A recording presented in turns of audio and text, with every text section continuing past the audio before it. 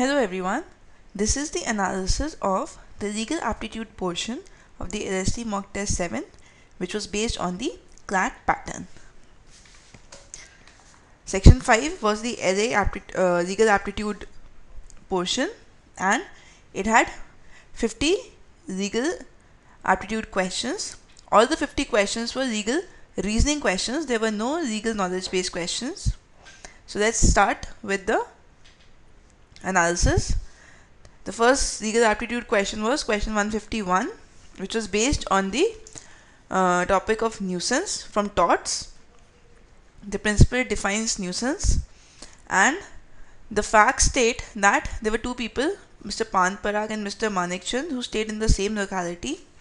One was very fond of gardening, and because of an argument, the other, he bribes the gardener of the other party to put excessive fertilizer in the plant, because of which, although initially there was an unbearable pungent smell, but later the plants started growing better and yielding bigger fruits and flowers.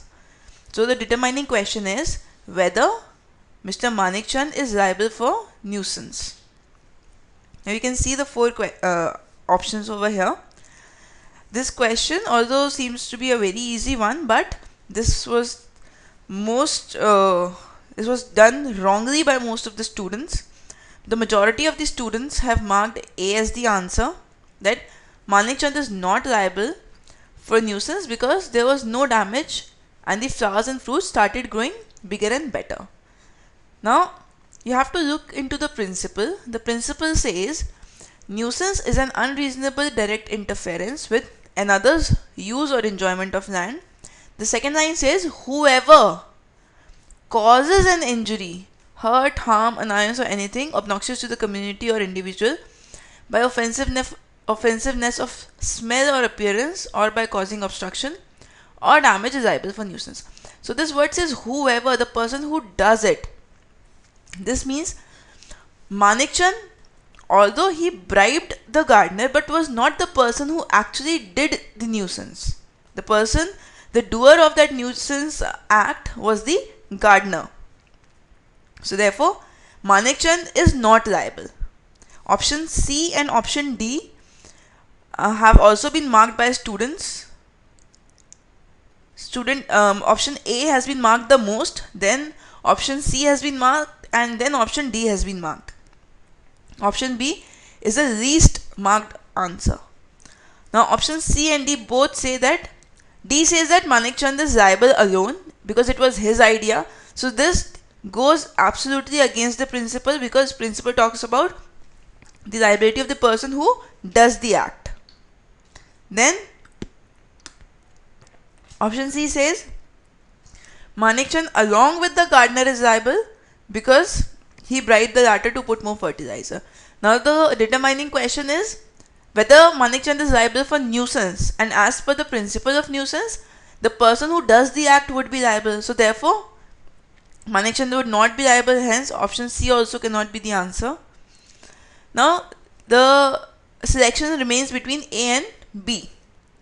Now A gives the reasoning that Manikchand is not liable for nuisance because there was no damage and the flowers and fruits started growing bigger and better.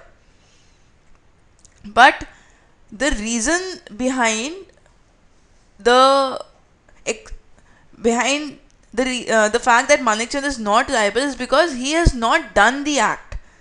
The principle says that whoever does the act, whoever causes the injury is liable. So therefore option B would be liable, would be the correct answer. That Manikchand is not liable because it was the gardener who had put excessive fertilizer in Parag's house and not Manikchand. So the correct answer option is option B. Moving on to the next question.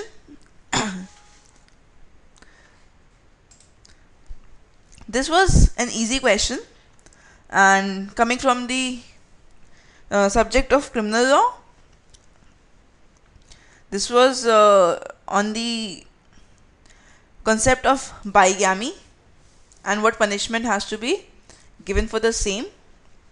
This was attempted correctly by most of the students. The correct answer option is A, that Prashant is guilty of bigamy, because after a quarrel started between them, Komal went back to her parents' house, and just because she went back to her parents' house did not mean that their marriage ended. But Prashant just got furious with her behavior and married Asha within a month. So therefore, as per the principle, whoever having a husband or wife living marries in a case in which marriage is void. So therefore, Prashant is guilty of bigamy. Now moving out to question number 153. Now this is again a difficult question. This was based on the subject of contracts, and the principles are in relation to consideration. Principle 1 talks about consideration, second talks about the value of consideration, and explanation says that the promisor is the person who makes the offer and promisee is the person to whom the offer is made. So the explanation defines who is the promisor and promisee. The facts say that Muller wanted to purchase a second-hand bike. He went to a bike dealer and zeroed on a sports bike. The agreement was reached where the price was agreed as 40,000. Muller clarified that he will pay by check. Now the dealer agreed to it only if he paid an advance of rupees 10,000 in cash, which was readily tendered by Muller. Now when the dealer went to get the check in cash, he couldn't get it done due to some technical fault. So he refused to sell the bike to Muller. Now, students have marked all the answers. All the answers have been equally marked, but the correct answer has been the least marked answer. The correct answer is option C, which says that consideration was not fully paid, hence the agreement is void. Now, as per the principle, principle 1 says when at the desire of the promisor, the promisee has done something, that is called as consideration. So, whatever the agreement was said between the two, accordingly the payment was supposed to be done. Second principle says consideration should have some value in the eyes of law. So this does not mean that if they have decided that the consideration in the agreement is 40,000, then if the person pays 10,000 or a lesser amount, then that would be adequate consideration. This consideration, if a person is paying less or the amount is lesser than the standard amount, then it would be a valid consideration provided that the parties have initially only agreed to that lesser amount. So, although the person, Muller, he had given a check, but that did not get in cash. So, the dealer did not get his money. And once he did not get the money, that means he has not got the consideration, is not fully paid. So, the agreement would be void. An agreement which lacks consideration is void. So, the consideration was not fully paid, therefore agreement becomes void. Hence, C would be the answer.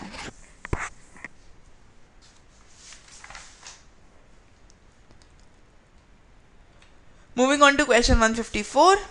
This was a question based on the concept of constitution. It was a pretty easy question and was marked correctly by most of the students, wherein D is the correct option, that the arrest is legal as Surat's right to personal liberty was curtailed in accordance to the procedure established by law. Even if a person is in very dire consequences, very miserable condition, that does not give him the right to take up such offences, take up to such activity which is against the law. So he was his right to personal liberty was curtailed, but as per the procedure established by law. Now coming down to question 155. This is a question based on family law and on the topic of marriage of Hindus.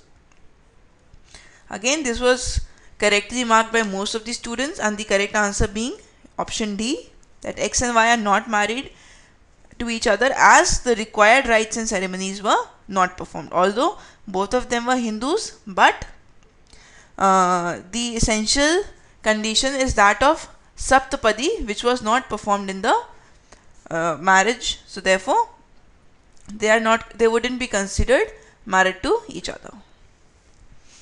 Now coming to question number 156.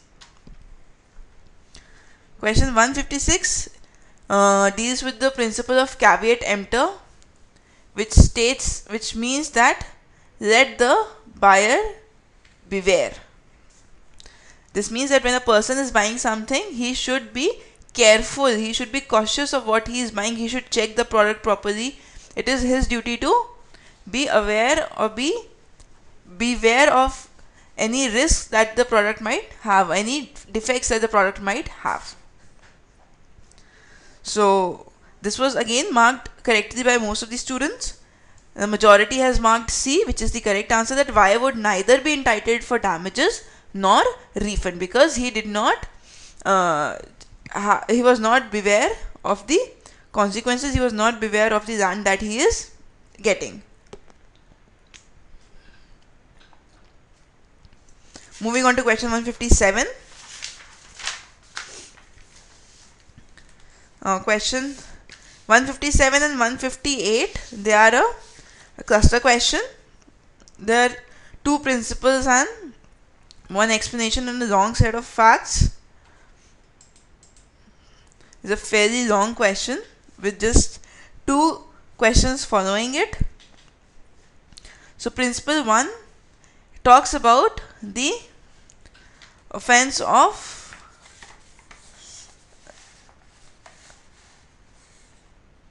computer source code, the stealing of the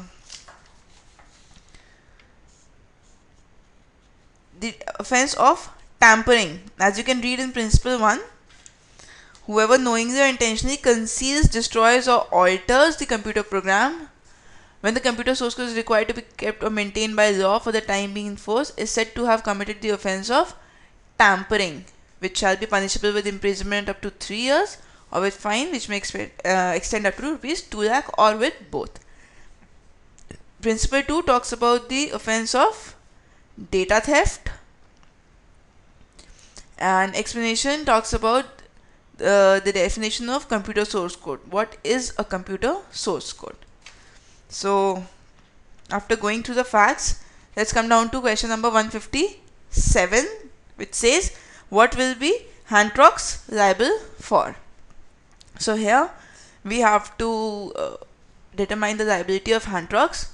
The majority of the students have marked it correctly, which is A, but the second most marked answer is C, and this is the number of students marking C are very close to the number of students who have marked A. So this is an equally debatable answer.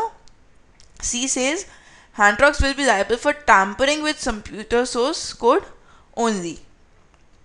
But Hantrox, after it got the computer source code, it altered and it took away the developments. If you look in the fact situation,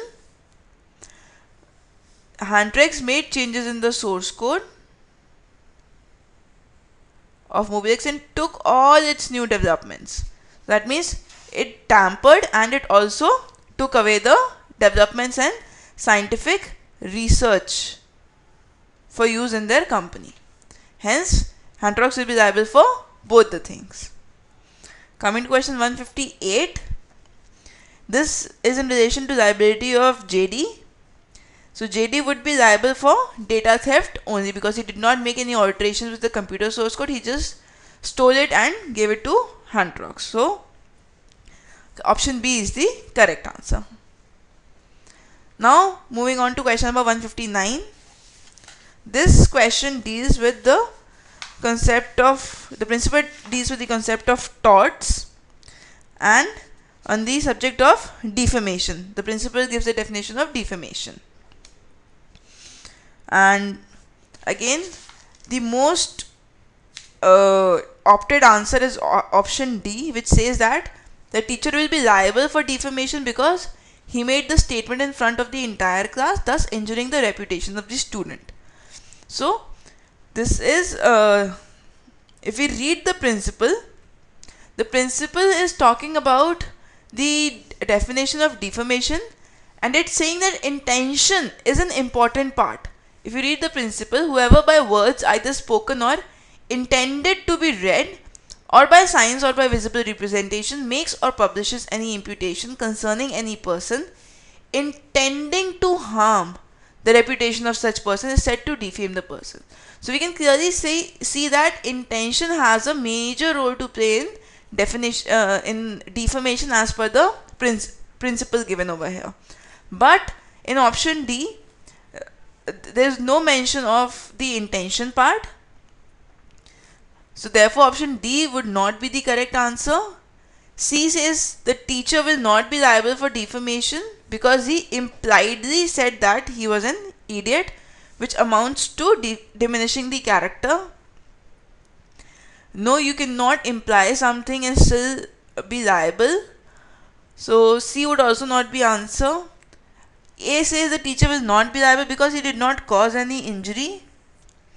He did cause an injury. So therefore A also cannot be the answer. The answer would be B, because the statement was not made with an intention to defame the student. As we see in the principle, it is clear that intention is required for the offense of defamation. So therefore option B would be the correct answer. Now moving on to question number 160. Question number 160 is also one of the most debated question. Deals with two principles on constitution and in the topic of election commission.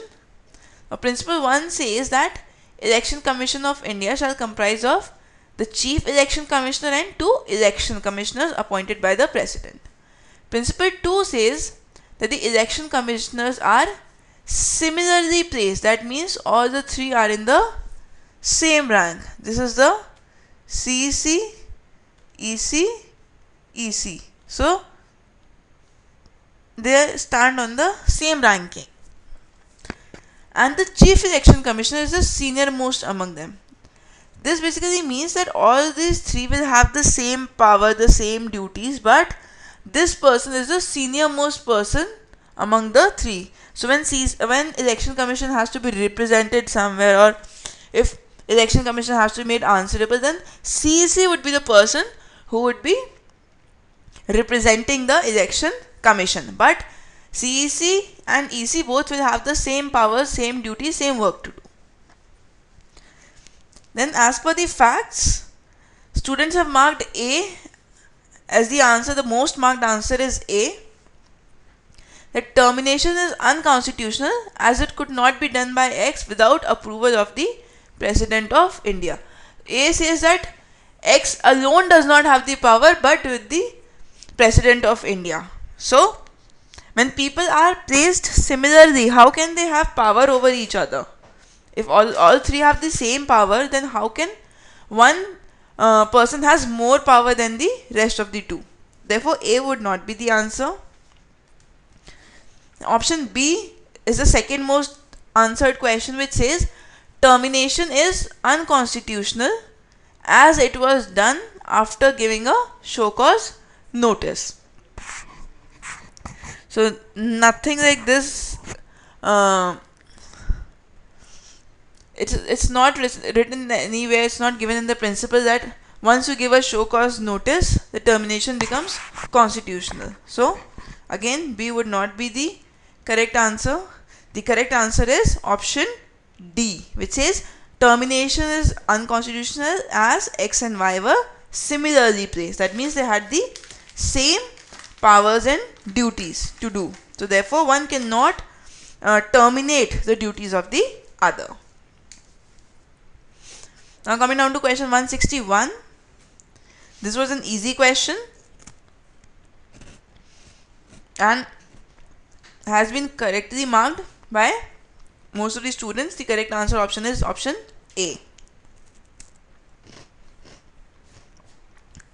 Then moving on to question number 162. This question was based on the concept of contracts, on the topic of acceptance of an offer. This was a slightly moderate question. Although the maximum number of students have marked the answer correctly, that is B, but C is a very close option with almost the same number of students marking C as the answer also. So,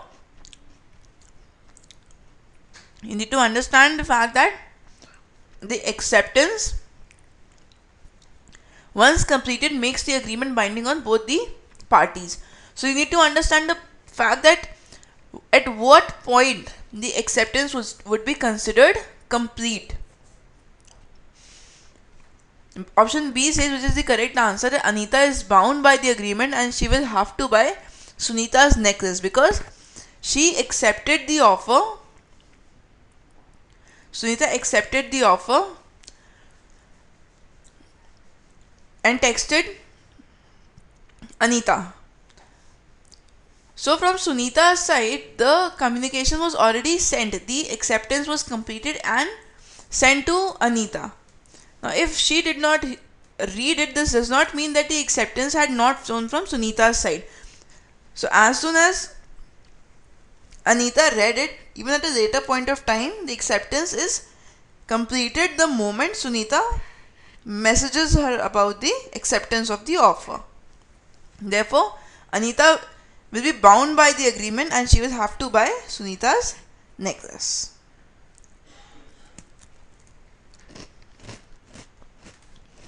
Now moving on to question 163.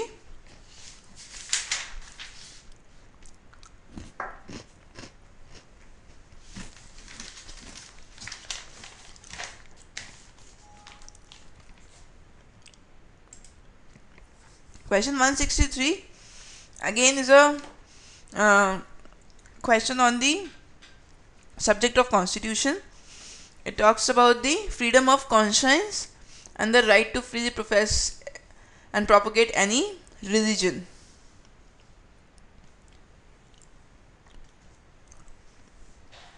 Now in this case, there's a person who is a follower of a particular religion and appointed as a driver. He was never entrusted with any driving assignment because he requested the authorities to allow him to sing the catch-up song loudly for 30 minutes. Thrice a day as it was required by his religion. So because of this fact that he has to give 30 minutes for that part of his religion, this person only performed the duties of a cleaner and a driving assistant. So when he filed the case after being freely discriminated, his services were terminated.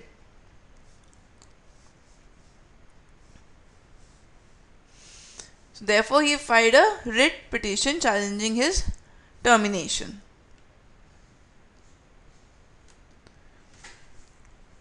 Now, again, the fight has been between two answers which are very closely marked. Option B is the most marked answer, with the next answer being option C. Option B says that Vijay Koiti's termination is illegal as it violates his freedom to practice his religion freely. This is the right answer. Option C says that Koiti's termination is legal as singing the catch-up song is not an essential part of his religion. Now you cannot say that this is not an essential part of his religion. You can draw the analogy from the Muslims who have to read namaz 5 times a day. So because reading namaz is a essential requirement for Muslims to read it 5 times a day, one cannot say that that is not an essential part of their religion. So over here, just because that song has to be read aloud for 30 minutes does not mean that it cannot be a part of the religion. It's not an essential part of his religion. So therefore, C would not be the answer. The correct answer option would be option B. Now moving on to question 164. Question 164 again. It was a slightly a question which on the moderate side. It deals with two principles. First, talking about the children born out of void marriages are eligible to inherit only their parents' properties, and the child can inherit the property only if he is born out of the wedlock. Principle 2 says any marriage which has not been performed as per the rites and ceremonies of Hindu religion is a void marriage. Now, P and Q, both Hindus, they were married to each other as per Hindu rites and customs. After a few years, P came to know of his child X, born out of his live-in relationship before marriage with a woman named R. Now the child is X.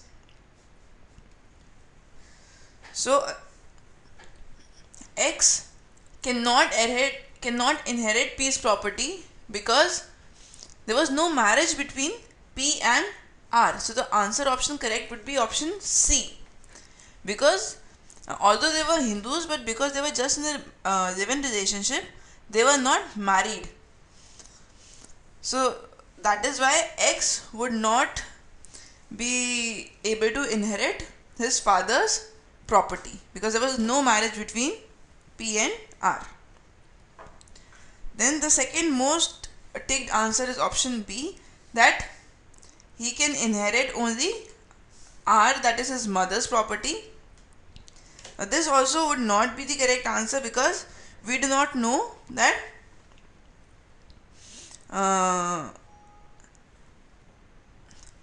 the children are supposed to inherit only their parents' properties, but only if the person is born out of the wedlock. So over here, although she is the mother, but the child has not been born out of the wedlock, so therefore B can also not be the answer. Moving on to the next question, that is 165. This was a very easy question and students have marked this answer correctly with option B being the correct answer, that A will not be liable for assault because he did not have any intention to do any bodily harm to B and C. So because there was an absence of intention, therefore he will not be liable for assault. And intention plays an important factor in the principle of assault. Now moving on to question 166. This was again a slightly debated question. It talked about the criminal law, offense of abetment under criminal law. Fact says Anand, who is jealous of David, instigates Abraham to burn David's house. Abraham sets the fire to the house, but at the same time is enchanted with a sculpture. He commits theft of the sculpture too. Police prosecutes Anand for abetment of burning house and the theft of the sculpture. Now option A says Anand is liable for abetment of both the offences because the theft of the sculpture was a direct consequence of his instigation. But you can clearly see that it was not a consequence of his instigation. He just liked the sculpture over there. He was enchanted by it and that is why he stole it. So A cannot be the answer. B says Anand is not liable for any offense because he was just jealous of David. Does not make any sense. Would definitely not be the answer. D says Anand is guilty of abetting the burning of the house because his intention was limited to burning of the house by Abraham and not theft of the sculpture.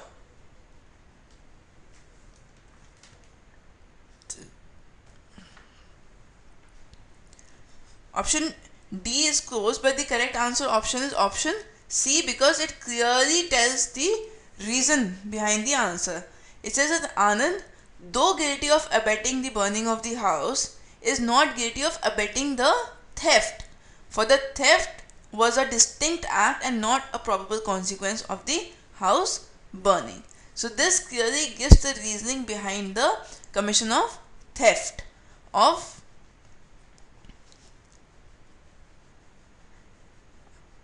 the sculpture. So therefore C is the right answer. Moving on to question 167. This was a very easy question. Students have marked it correctly. The correct answer option being B, that Nitish is not the servant of Sangar says because the commission is not the same as remuneration. Moving on to question 168. Again an easy question, correctly marked by majority of the students, with the answer option being A, that no, as the contract was based on an uncertain event and would be a wagering contract. Because over here the uncertain event was the giving of birth to a cow. The cow giving the birth to a calf was a future uncertain event and totally based on chances. So therefore it was a wagering contract. Therefore now let's move on to question 169 and 170. This was again a cluster question, dealt with the topic of contracts. The first principle talks about the mistake. Agreements are under a mistake as to a matter of fact essential to the agreement. Second says agreement upon the same thing is in the same sense is known as consensus ad idem. Understanding same thing in the same sense. And this is the root of every contract. So consensus ad idem forms the basis, the major basis for the signing of any contract. Now let's move on to the questions 169 and 170. Question number 169 says that is the contract valid? Now, as per the first principle, when both the parties are under an agreement to mistake as to a matter of fact essential to agreement, the agreement is void. So now delivery date is definitely an essential factor to the agreement. So therefore, because the date has been wrongly understood by both the parties, therefore it would be void. So the correct answer option is option B, that no, the contract is void because both the parties entered into a contract under a mistake of fact. Question number 170. It says that what if Henry is informed over the call that the cargo that he was expecting had already reached California on 15th August, and on further inspection of the cargo at the port, Henry finds that the shipment to be in appropriate condition and agrees to keep it. Will the previous contract stand validated? Now, from the facts from the first question, we understood that the contract is void because there was a mistake as to a matter of fact of delivery dates. So when the contract has been a void contract, how can a void contract be brought into picture or can be revived again? So therefore the previous contract will stand nullified and a fresh contract would be drawn. So therefore the most correct answer is option A. The previous contract is void due to the mistake in the understanding of delivery date. And the second most ticked answer is option B, that as soon as Harry claims the good, the previous contract is validated. So no, this would not happen because of the matter of fact the previous contract is considered to be void and you cannot validate a void contract. Coming down to question 171. This was a very easy question and the students have marked it correctly with option D as the answer.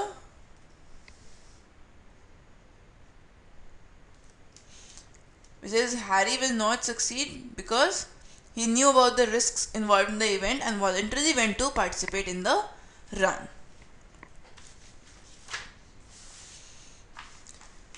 Now let's move to question number 172.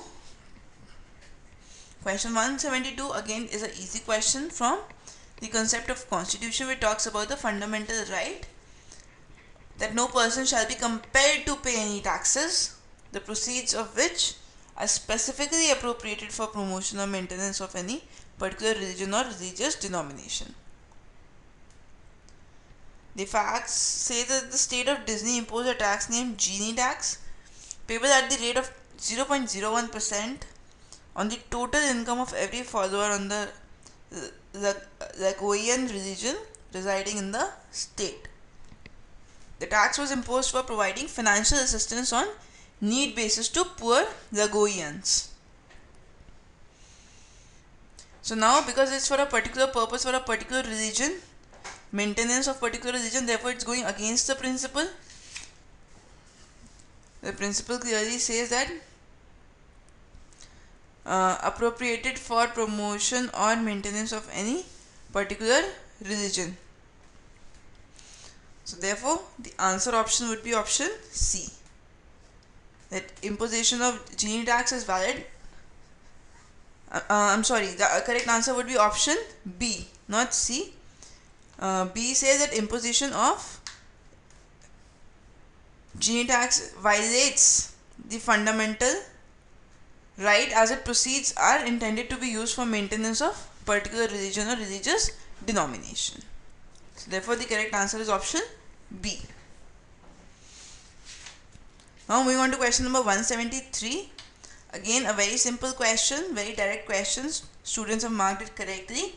The correct answer option is option D. The Z is not entitled to claim maintenance because he was a major. He turned major when he was asking for compensation. Now next question number 174. This question was a slightly lengthy question for a 1 marker because it involved 4 principles and all 4 of them were on constitution, on the topic of directive principles of state policy. So although it was a difficult question, the students have got it correctly. Most of them have got it correctly, and the correct answer option is option C, that the leave policy does not violate either the stated fundamental right or the DPSP.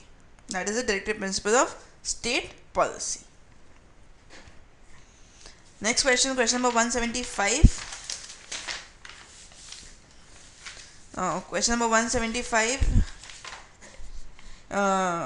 deals with the principles of trade dispute and disputes concerning non-employment issue. Trade dispute and disputes concerning non-employment issues. So these are definitions given in these 2 principles. The facts state that Union Carbide Limited, a public limited company, issued a circular notifying the employees of the revised work timings. As per the circular, the minimum working hours were increased from 8 to 10. A consequent increase of rupees 200 will also be made in the salaries of the employee. Miffed by the increase in working hours, a trade union conspiring of the company's workers raised a dispute. The dispute in the nature of, so here you have to analyze that what this trade dispute,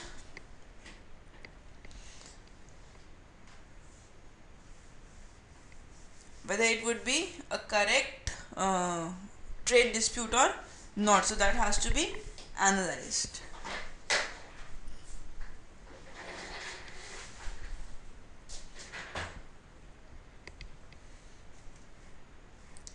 So as per the data, most of the students have marked it correctly. The correct answer option is A, that a trade dispute concerning employment related issues. So the work timings, the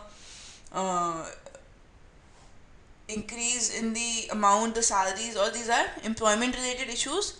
So therefore it would be option A. Now coming to question 176.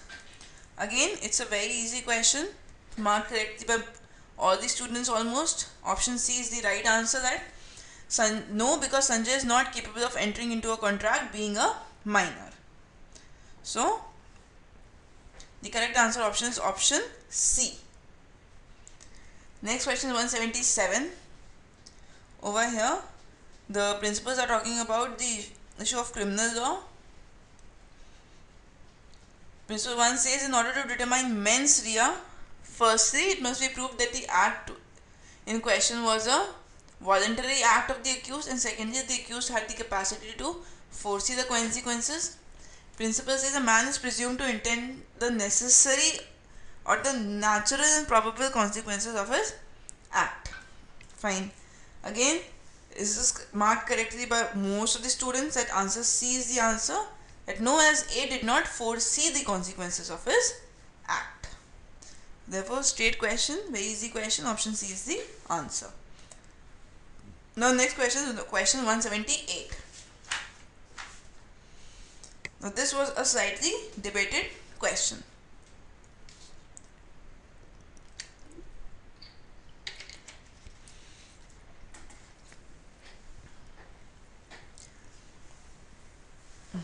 Now principle 1 talks about an offense that a public servant, if engages in a trade, will commit an offense. And engages in trade has been defined in the second principle and say that a person engages in trade who habitually buys or sells to make profit from such trade. Explanation says the definition of a public servant. Now, as per the facts, X was employed as an accountant in the office of development commissioner of a district. X's father was a landlord. Now, his father was involved in the business of selling grains to the government at the local grain market. His father decided to go on a pilgrimage. The period of pilgrimage coincided with the time when the government usually produced grains from the market. Now, X's father telephoned him and told him to get the produce to the market. X sold the grains at the market and earned a profit of rupees 10,000. The laws governing the terms of service prohibited X from indulging in trade with the government. X was prosecuted and lawfully indulging in trade. Now, the principle 1 and 2 clearly says that who habitually engages in trade will qualify as a public servant violating any law, committing an offense. So over here, X was not doing it habitually, it was just a one-time event. So therefore, option A is the correct answer. Option C has been marked mostly by the student, which says X has committed an offense as he, being a government servant, indulged in trade and earned profit. So you can see here did not indulge in trade. It was just a one-time work that he performed. Therefore, answer A would be the correct answer. Now question number 179. Again, it's a slightly doubtful question. Students have marked D as the correct answer, most of the students, which says a quasi-contract is in force between B and P. Therefore, B is legally obligated to compensate P.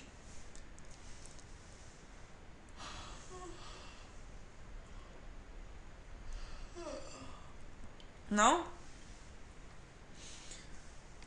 if we look at the principles given over in the question, the last line of the first paragraph says that a quasi-contract is created by the court. So this is one of the most important lines, that a quasi-contract is created by the court.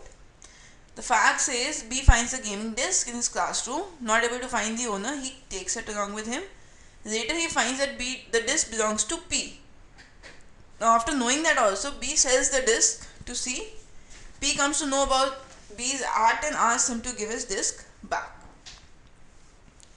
Now because over here the court has not created any quasi-contract, so there's no quasi-contract at all, because it has to be created by a court.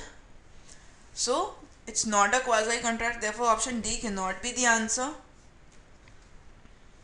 The correct answer option is A, which is the second most marked answer by the students, that B would either have to restore the disc or compensate P for his loss.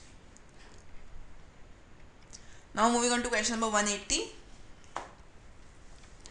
180 again is a doubtful question, slightly wrong facts in the question, and the students have majorly marked D as the answer, which says Munna will qualify to be consumer because he was being operated by the doctors of the hospital and passed away due to their mistake. Now over here, for a person to be considered a consumer, then the person has to buy or hire any good or service for consideration. The person should be buying or hiring any goods for consideration. In the second line says if a person has paid for anything for self-consumption, then he would still be a consumer. If he is not taking it for a commercial purpose, then he would be a consumer. So over here, because Munna's sister has bought the medicines, she has purchased the goods, therefore she will qualify as a consumer. Therefore, the correct answer is option B. That Munna will qualify as a consumer because he purchased his own medicines from the hospital.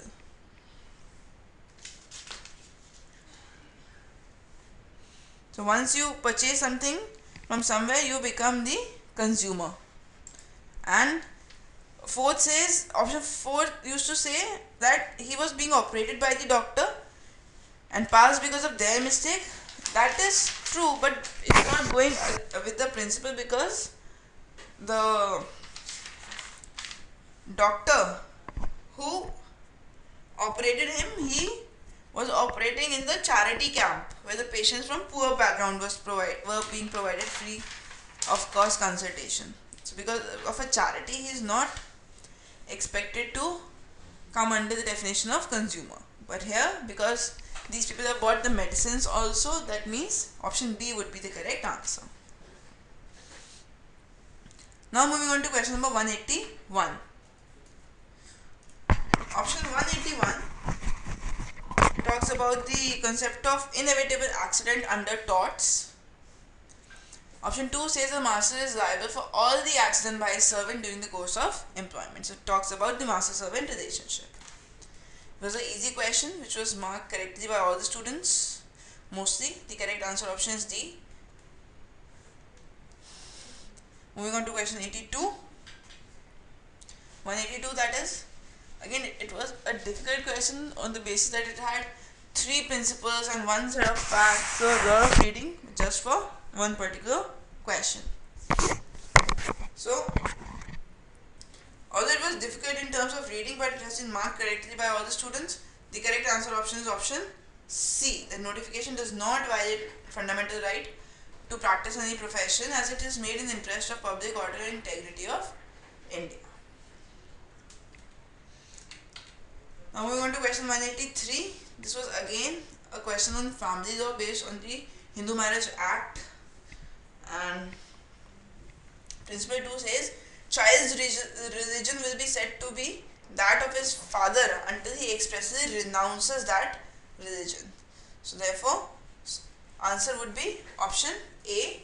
Suresh can marry Radhika under HMA as both are Hindus.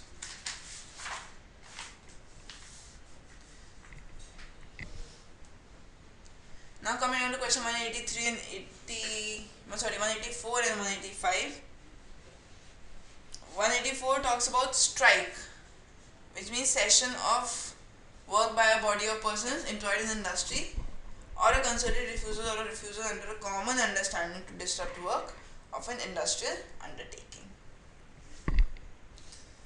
Now this was again an easier question. This is marked directly by the students. The answer option is option A, that yes, as it was with common understanding to disrupt work of the industrial unit, and they agreed to be a strike. Now question 185. Question 185 again was easy question, and it said that option B is the answer and marked correctly by most of the students, that accused passenger will not be liable for battery because he did not want to hurt Mr. Roderick and it was merely an accident. Now coming on to the next question, which is question number 86 to 89.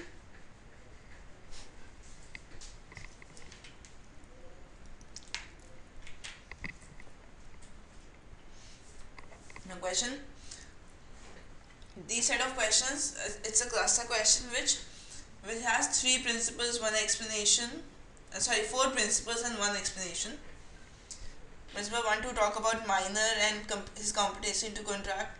Principle 3 says if a minor person has made an agreement, he can later disclose his age, there is no stopper against him. And principle 4 says about equitable doctrine of restitution. That is the principle 4.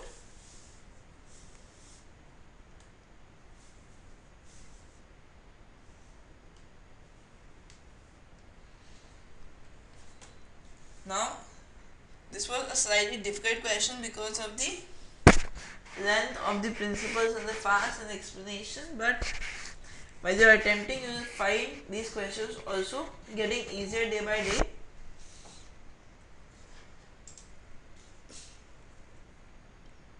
Therefore, the correct answer for question 186 is option B, that the contract will be void because Champu was a minor at the time and when he entered into a contract with Mr. Natwarlal. So therefore, Champu was a minor, he does not have the capacity to enter into a contract. So his contract will be void ab initio.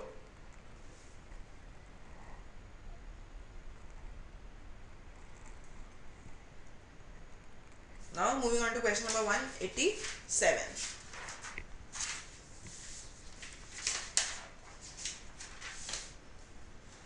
187 says, in the above mentioned facts, suppose Champu made the contract with Pappu who is 17 years old. Now when both the kids would be below the age of 18, that means both of them do not have the capacity to enter into a contract. So it would definitely be a invalid contract. Therefore, the contract would be void. The correct answer is option B, marked correctly by all the students. Now coming on to question number 188. In these facts stated above, suppose if Champu obtained the property from Mr. Natwarlal before making any payment to him, can Mr. Natwarlal claim his property back? Mr. Natwarlal can claim back his property only till the Champu has the property in his possession. So because he is a minor and anyone can claim property back from a minor only if that person has the property in his possession. So C would be the correct answer. Coming on to question number 189, which says that suppose Champu obtained property from Mr. Natwarlal without making the payment and sold it to another individual named Raju. Will Mr. Natwarlal be entitled to get his property back? The correct answer would be no.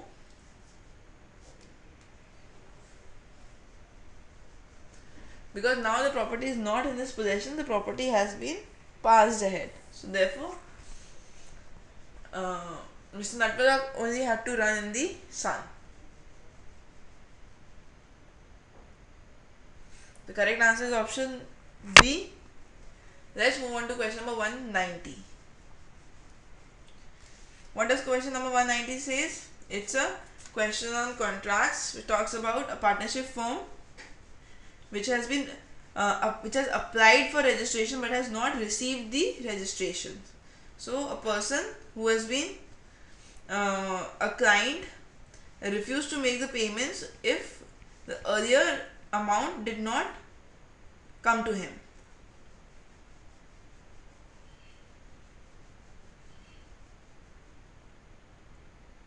The correct answer option for this question is option C, which is marked correctly by most of the students, which says Fukre partners will not succeed because a suit against a third party can be instituted by a registered firm.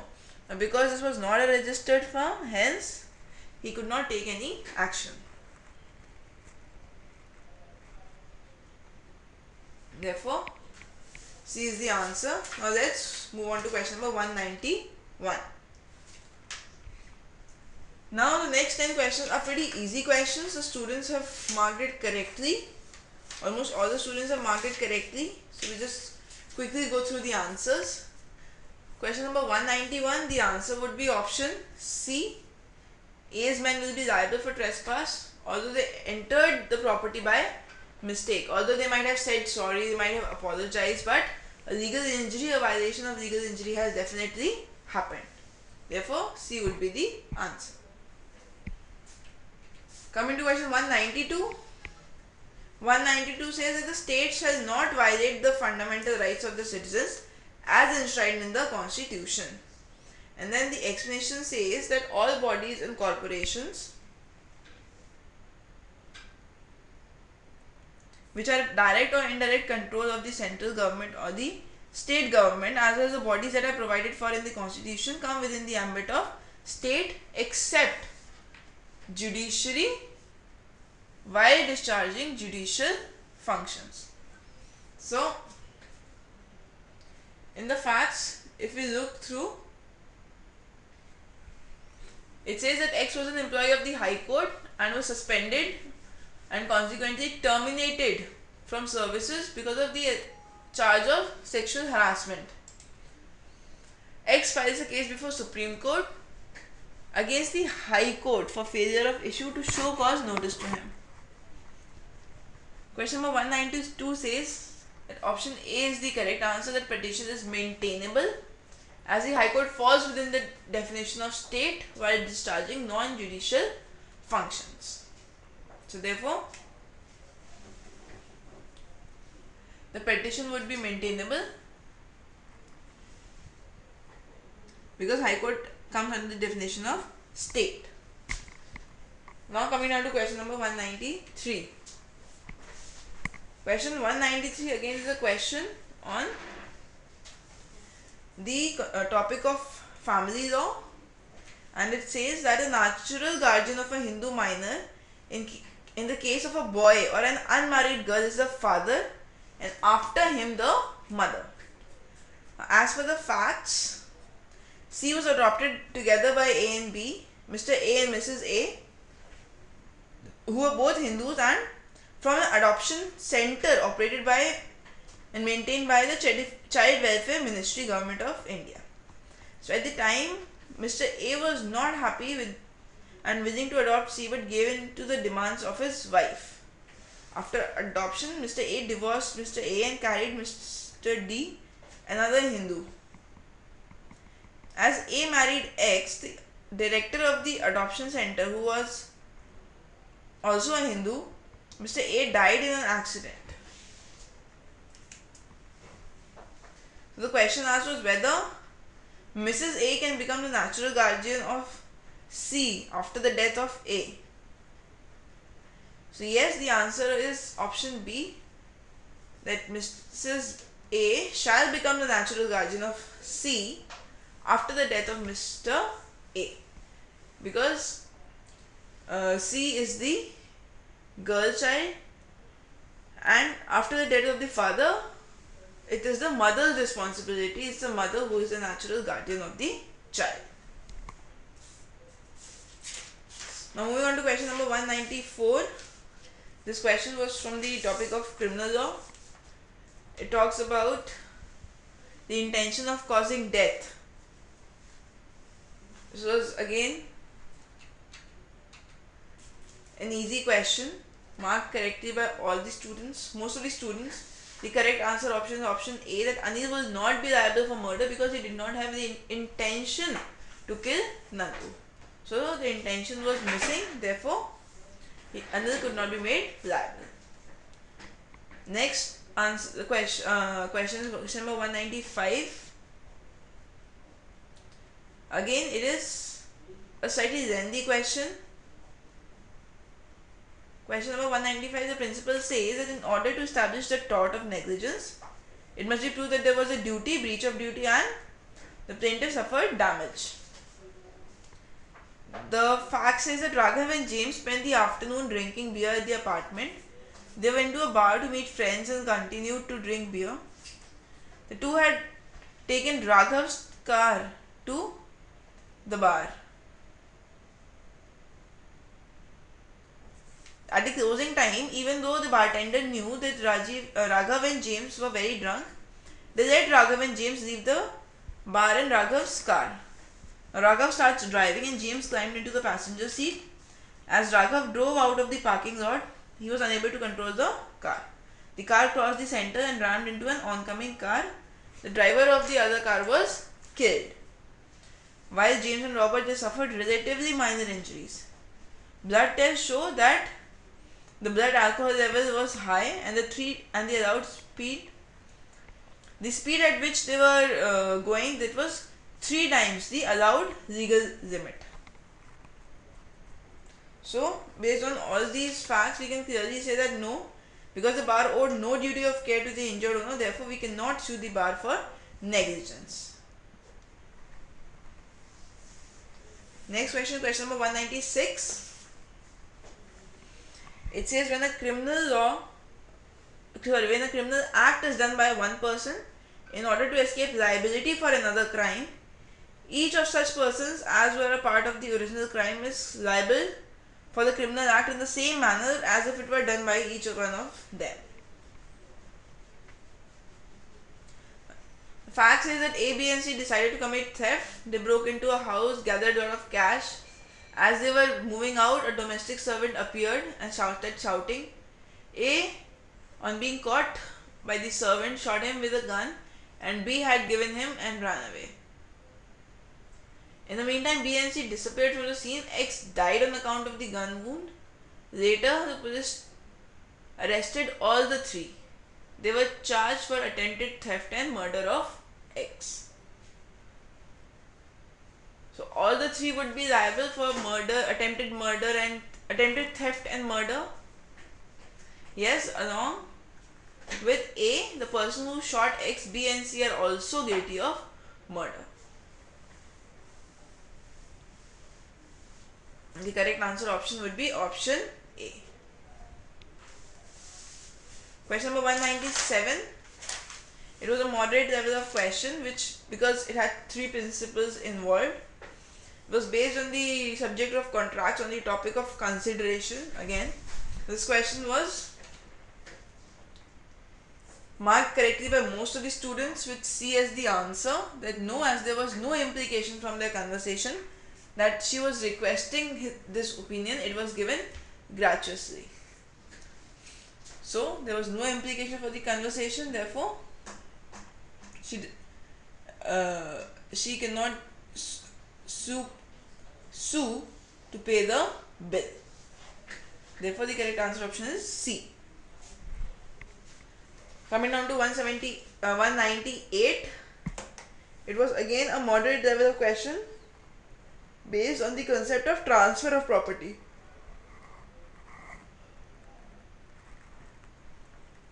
This was attempted correctly by most of the students. Again,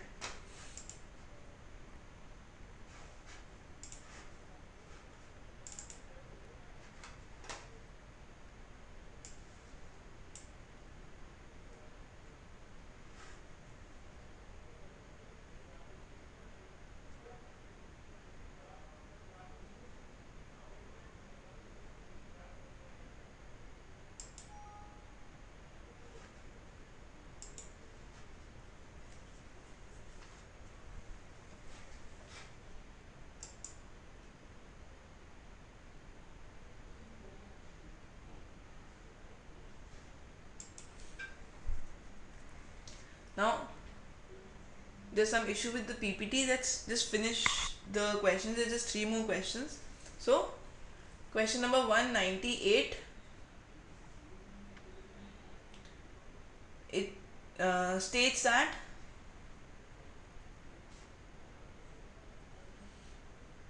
on transfer of property, an interest is created absolutely in favor of any person, but the terms to the transfer direct that such interest shall be applied or enjoyed by him in a particular manner. He shall be entitled to receive and dispose of such interest as if there were no such directions.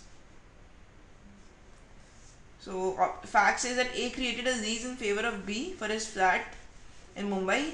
Proper lease deed were executed whereby B was entitled to enjoy the property for a period of 15 years. Now, B sold the said flat to C after completion of 14 years only. A challenged the sale of his flat in a court of law. So the correct answer is option A, that sale by B is bad in law as there is no absolute transfer in his favor. Therefore, the correct answer is option A.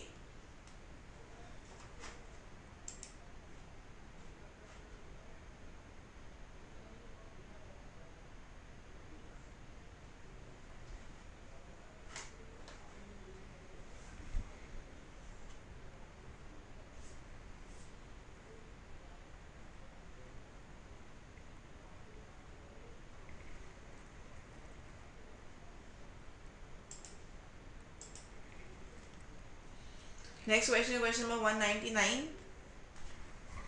Now, this particular question is on the concept of criminal law, and the principle says that no person shall be convicted of any offence except for violation of the law in force at the time of the commission of the act.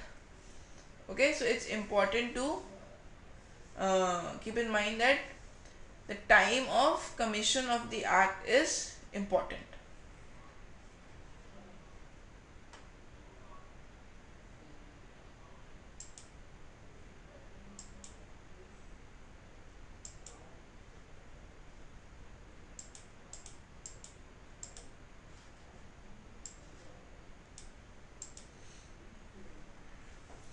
Charge as an offence not be subjected to a penalty greater than that which might have been inflicted under the law in force at the time of commission of the offence. So both the things are taking into consideration the commission of the offence. At what time? At the time when the offence was committed, the punishment of the person would be subject to that only. So in the facts, a person is being imprisoned for 6 months. So while in his imprisonment only a law comes wherein for the same offence the punishment is increased to 3 years. So now it would not be applicable on that person that the punishment be applied for 3 years, because at the time he committed the offence the punishment was only for 6 months. Therefore, the correct answer option is option C, that is invalid as A cannot be subjected to punishment greater than prescribed by law at the time of commission of offence. Last question being question number 200. This was also an easy question. The principal talked about the no fault liability, and in this question a tiger escaped from the zoo. It created a havoc, and it was seen that the zoo had taken due precautions for the animals to not skip and run away from the zoo, but still the tiger managed to skip from the zoo and started creating trouble for people in the surrounding areas. Therefore, the zoo authorities will be liable because they kept a dangerous thing which escaped and caused damage. So, as per principle 2, clearly the zoo authorities would be held liable. Therefore, the correct answer option would be option D.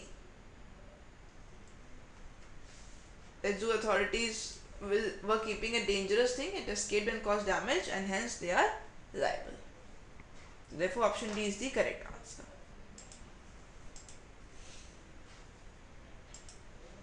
So that's all. These are the analysis of all the questions of the aptitude portion of mock test 7. Thank you.